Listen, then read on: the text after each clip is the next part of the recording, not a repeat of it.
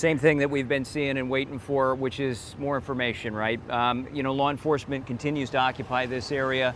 You can see there is a large emergency presence as well. Multiple ambulances still on scene, paramedics. We've seen FDLE, we've seen local police, the Tallahassee Police, the Leon County Sheriff's Office. We have seen U.S. Marshals here taking at least one person away via ambulance in custody. Don't know how they are connected to this incident. And we are getting updates, as you've mentioned throughout your newscast, which is the latest that we had from TMH was that they had at least 6 individuals that they were treating for wounds. That was 5 people that were in serious condition, 1 person in critical condition, and we have heard word of fatalities, but we just don't have an accurate number yet. We don't have an official source that's been able to confirm any of that, so I really don't want to speculate until we have those numbers shored up. But this is the hard part, right, which is standing here waiting to figure out what happened, who was involved, how many people's lives were impacted. And I can tell you right now, the entire community of Tallahassee, North Florida, anybody who has ever been on FSU's campus is feeling these impacts right now. This is a terrible day in FSU as its history and the town of Tallahassee. We are not a stranger to mass shooting events here in this community. We have had one in previous years before I started at the station. So this is another tragic day in this reality where mass shooting events happen. And I have spoken to students all afternoon since I got here around noon, and they were terrified. This is a place they felt safe. And you hear this over and over again. People saying, I couldn't believe it would happen here. I never believed it would happen to me. That's what they're saying now. Students I've talked to said that they're afraid. You've seen some of the video that I've posted on social media. Items that were on the green space nearby were just abandoned as students ran for their lives. They left half-eaten meals, their laptops, shoes on the grass. We've seen video of students being evacuated from buildings with their hands above their head. This is an all too familiar scene that we see in shooting situations across the country. It is tragic and it should not happen. What I can tell you is the university is planning to do a press conference later today. They are going to amass at the Turnbull building, which is a few blocks from here, and they're going to have officials give us some kind of formal comments about what went on and what the next steps are. We don't have a time for that yet. That's the last I heard from at least the university officials, but I know that they are clearing buildings.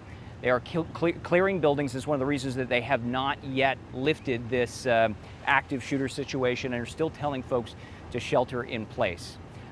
They have to go building by building to make sure that everyone is safe and that there is not any other threats that are lingering out there. I have seen law enforcement walk by with battering rams and crowbars. That is not because they're trying to get at someone. That is just because they're trying to get open locked doors to check those buildings.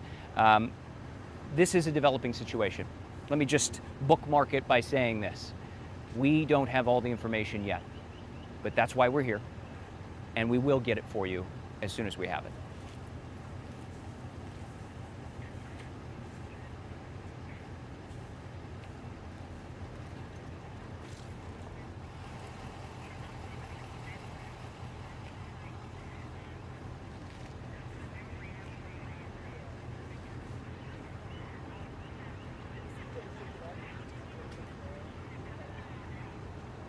I was alerted like many people were, parents, students. There was an FSU alert that went out. I was able to sign up for that when I was alerted.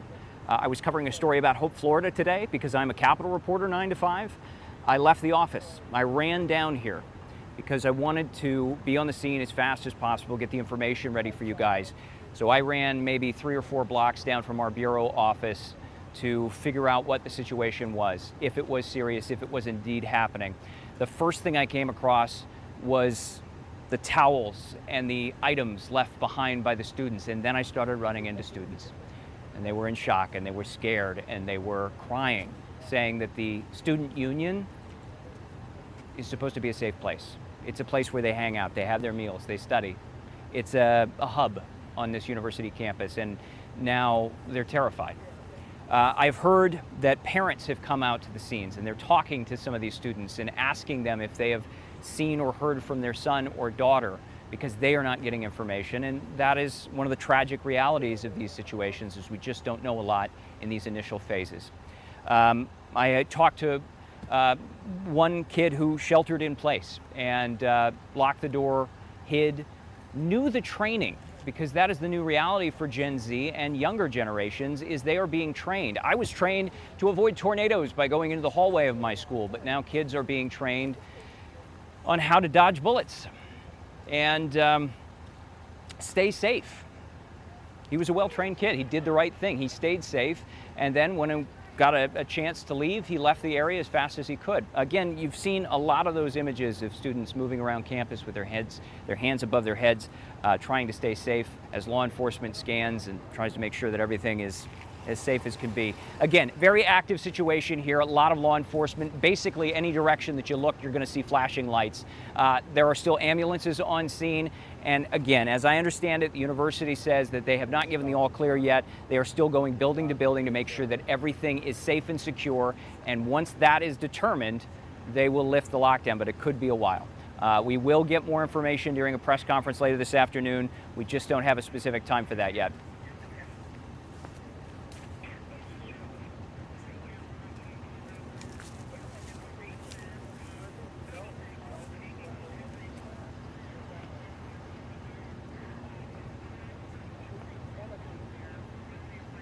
Of course.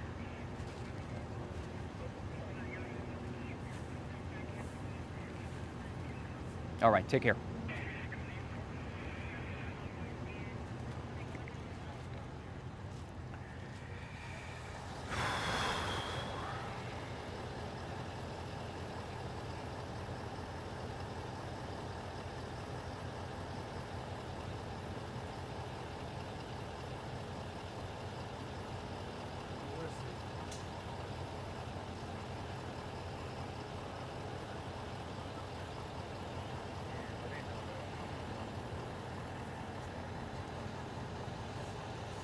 I'll let you know.